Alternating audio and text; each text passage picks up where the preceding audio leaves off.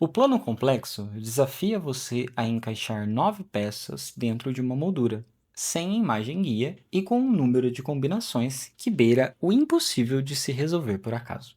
Antes da gente começar, vamos entender o objetivo, as peças e as regras deste trebelho. O trebelho conta com 9 peças que parecem aquelas peças de quebra-cabeças comuns, porém elas não têm aquele padrão clássico de encaixe um no outro. No lugar disso, a gente tem pequenas pontas quadradas e pequenas entradas quadradas que servem de encaixe. O objetivo dele é você encaixar todas as peças dentro dessa moldura sem nenhuma ficar sobressalente à outra. Então você não poderia, por exemplo, fazer um encaixe deste tipo aqui, tá? Isso aqui não é permitido. Você precisa que as peças fiquem completamente dentro da moldura. Existe apenas uma única solução para este trebelho. As 9 peças precisam estar em uma posição específica para a resolução deste trebelho. Encontrar essa solução exige análise e não tentativa aleatória. Se a gente for contar as possibilidades, só de posições de peças existem quase 9 fatorial, porque a gente tem 9 peças aqui. Então, existem 9 posições distintas que eu posso colocar essa peça dentro dessa moldura.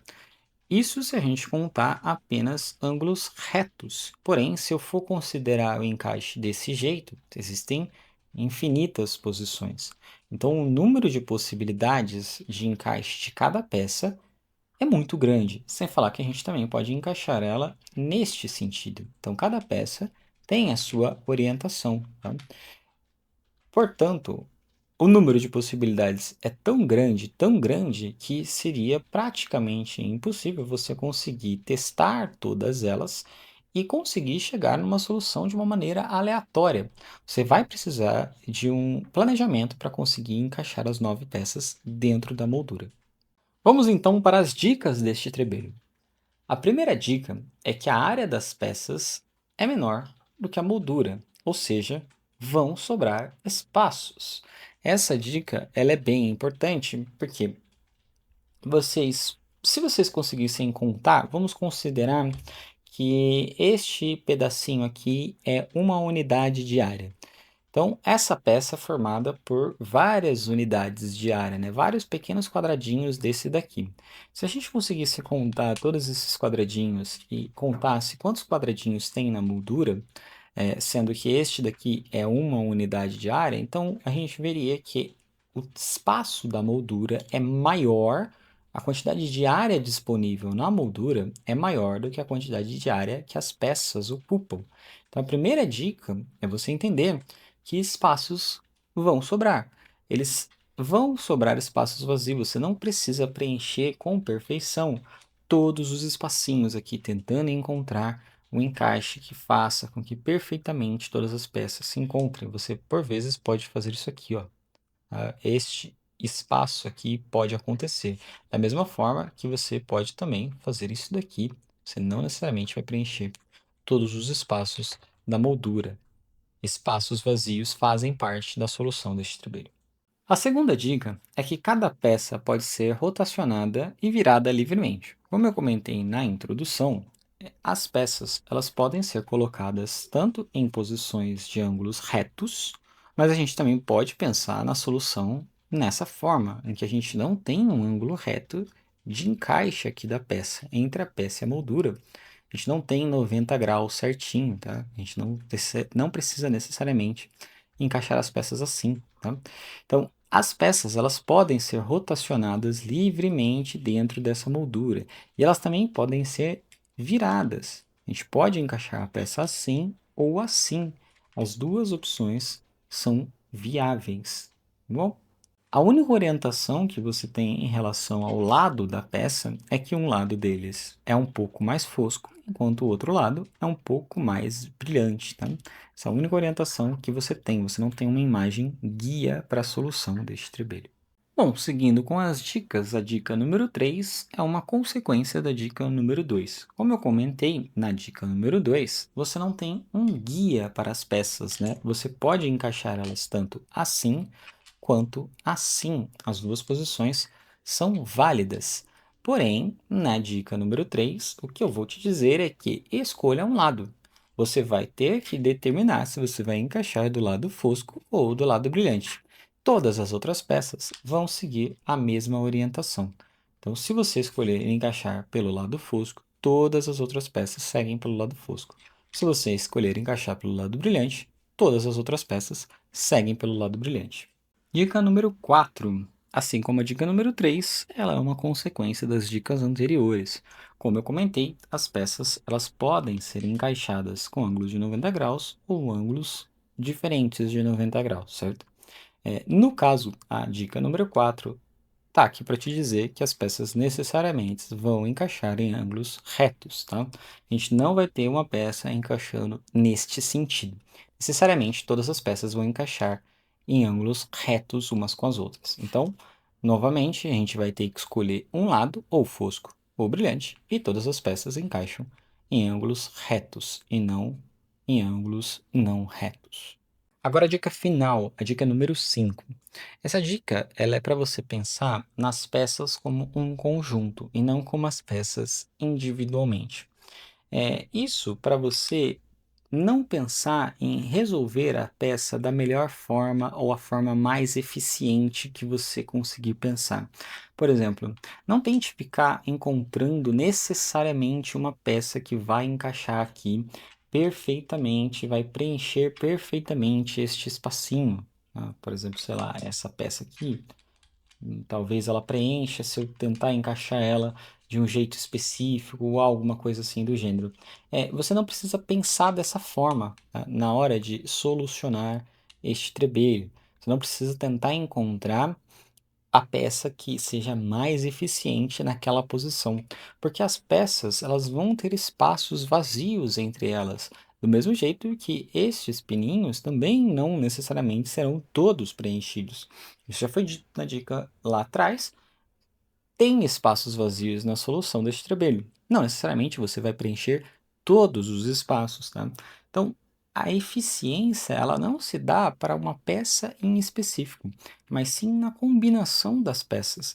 Então, tente ser eficiente no conjunto como um todo, e não em uma única peça exclusivamente, tá?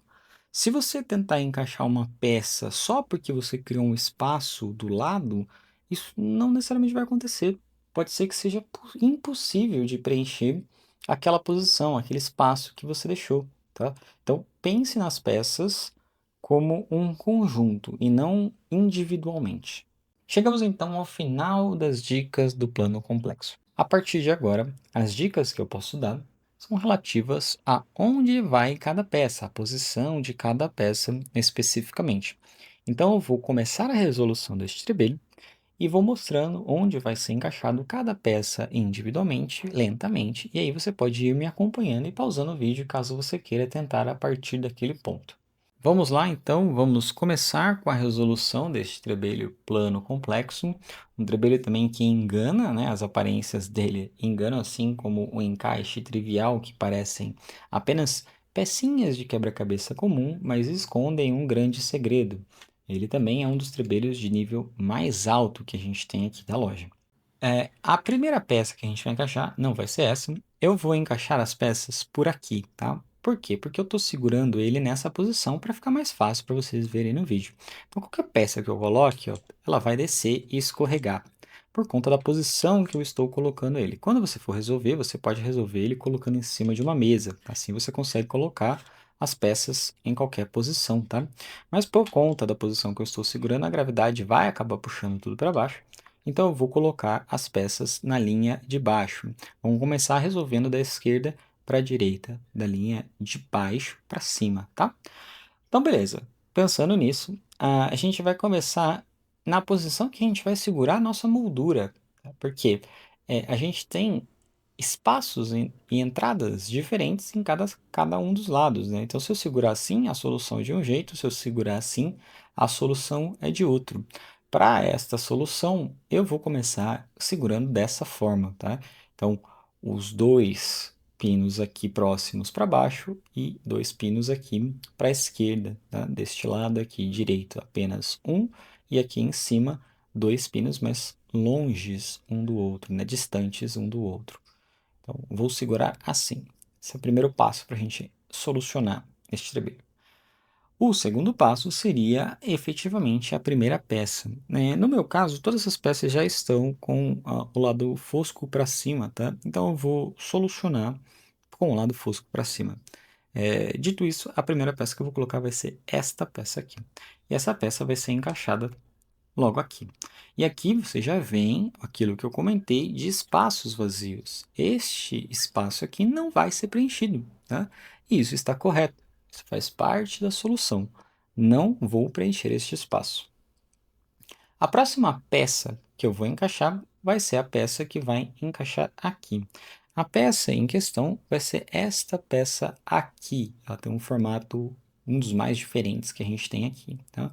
E essa peça também com o lado fosco para cima, né? O lado brilhante aqui para baixo, o lado fosco para cima, respeitando esta peça aqui. Então, eu vou encaixar ela aqui, desta forma, tá? A próxima peça que a gente vai encaixar, eu vou começar a encaixar essa peça aqui, tá?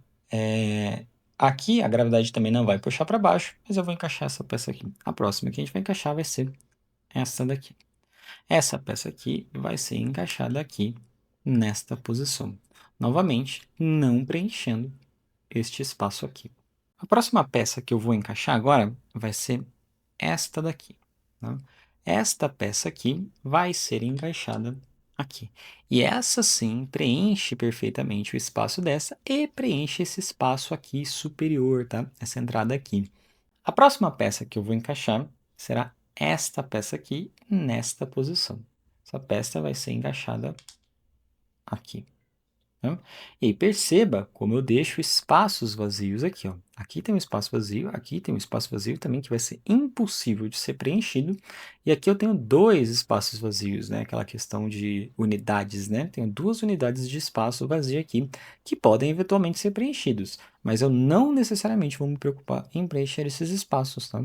Então perceba isso, os espaços vazios que vão sendo deixados conforme as peças vão sendo encaixadas. A próxima peça, então, que a gente vai encaixar vai ser essa peça aqui. Nesta posição, eu vou encaixar essa peça aqui. E, novamente, estou deixando um espaço vazio aqui. A próxima peça que eu vou encaixar será essa peça aqui. Nesta posição, aqui em cima. E aqui eu preencho corretamente, bem preenchido, sem deixar nenhum espaço, esse encontro aqui, tá? Mas esse daqui continuamos vazio. A próxima peça vai ser esta daqui, e essa peça vai ser encaixada aqui. E aqui também, novamente, eu uso este espacinho aqui para preencher, tá? Ele não vai ficar vazio. Agora, a gente só tem mais uma única peça, e ela obrigatoriamente vai ser encaixada aqui. E aqui também a gente preenche este espaço aqui. Então, esta é a solução do plano complexo. Todas as peças são encaixadas desta forma aqui, com estes espaços vazios entre cada uma delas. Agora que você já terminou de encaixar todas as peças, você já pode dizer trebelho resolvido.